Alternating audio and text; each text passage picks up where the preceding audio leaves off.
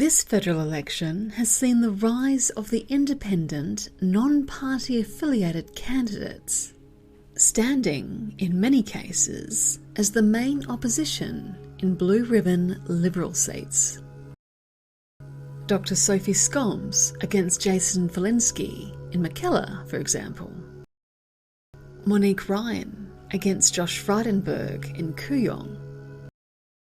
Rob Priestley in Nichols, Kate Cheney in Curtin. These independents have been panned by opponents and some media for daring to raise their heads. Some of the comments have been ugly. John Howard slamming high-achieving professional women as anti-liberal groupies was a low blow. But are these comments fair? Let's take a look at the frequent criticisms thrown at the independents. Independents will remove moderate Liberals and swing the Liberal Party further to the right. Fact check. So-called moderate Liberals vote with right-wing Conservatives on integrity and climate change, removing penalty rates and privatisation of essential services. Seriously, people, if you want to stand up for your principles, cross the damn floor. Otherwise, you're no better than George Christensen, Craig Kelly or Barnaby Joyce. Our verdict? Best to call these Liberals fake moderates. Independents don't have the right experience to govern. Fact check. Unlike those treading the well-worn path from student politics to staffer to Canberra, independent candidates bring a wide range of life experience to the table. Monique Ryan ran the neurology department at the Royal Children's Hospital in Melbourne. Kylie Tink was a charity CEO. Zoe Daniel was a foreign correspondent for the ABC. Allegra Spender was a consultant and businesswoman. Candidates with rich and varied life experiences, just like the people they're seeking to serve. How novel! Experience in negotiating, experience in management, experience in running large budgets, experience in hardship and grief. Independents have experience in spades. Quite a contrast with this lot. Independents are the Greens, or Labour in disguise. Fact check. This is a favourite theme of those who would hunt poor people for sport if they could get away with it. Caring about the environment, caring how our money is spent, caring about equality does not make you Green or Labour. It just means you are a compassionate, decent human being. Isn't that the type of person we want in Parliament? Independents will cause chaos if the result of the election is a hung Parliament.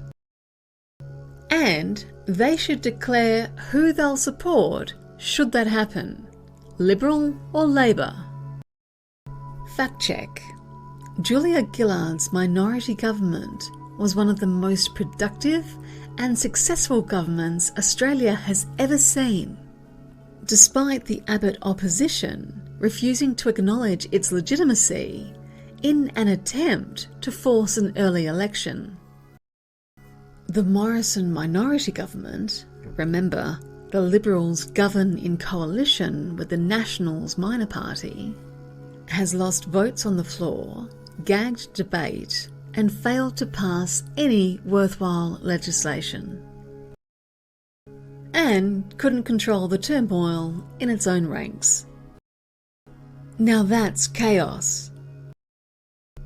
And let's face it, if the independent candidate stated outright they'd support another Liberal national minority government, in the event of a hung Parliament, Morrison and co would think all their prayers had been answered.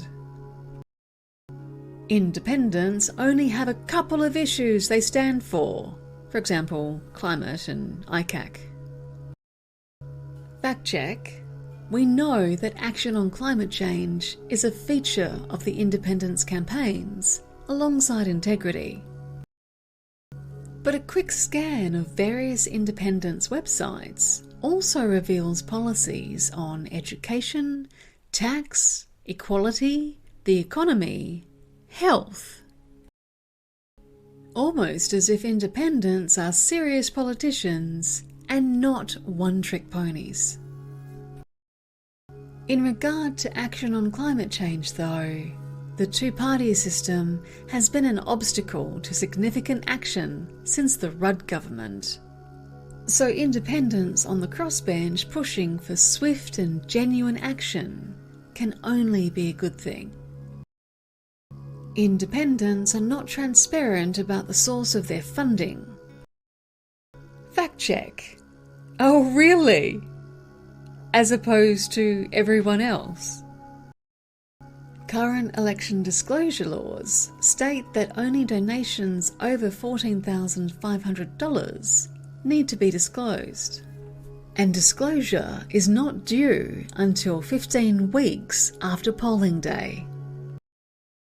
Mind you, the Morrison government has been quite open about treating your tax dollars as their re-election slush fund. In contrast, Climate 200, which contributes to the funding of several independents, lists most small donors on their website. Extensive digging has not uncovered a similar list for Kooyong 200, Josh Frydenberg's fundraising group. The reality is the independent campaigns are community-backed, with hundreds of volunteers and donors who have never engaged with a political movement before. What a win for democracy. Independents are secretly a single party. Fact check. This is strongly denied by all of the independents. They are adamant that they are standing for their community and will vote accordingly. Compare this with the two major parties who each vote as a bloc and shun members who cross the floor. Sharing common goals, common methods of raising awareness, even a common campaign colour, does not make you a political party. But while we're on the subject of colour, let's fact check the moniker Teal that's used to insinuate the independents are one party, all in teal. Kylie Tink's campaign is instantly recognisable in pink and navy. And Nicolette Bowles in mulberry. Let's be real. Much of the undermining of the independents has come from a bunch of self-entitled, born-to-rule, career politicians who seem to have forgotten who they represent.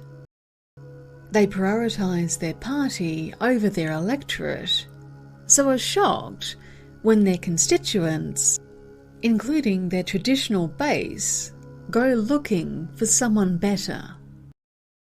Every citizen has the democratic right to stand for public office, and those who do should be allowed to make their case for election without being sabotaged by those desperate to cling to power and their mates in the media. If you're lucky enough to have an independent running in your electorate, you can help them restore public service to our democracy. Your vote is important. Make it count on May 21.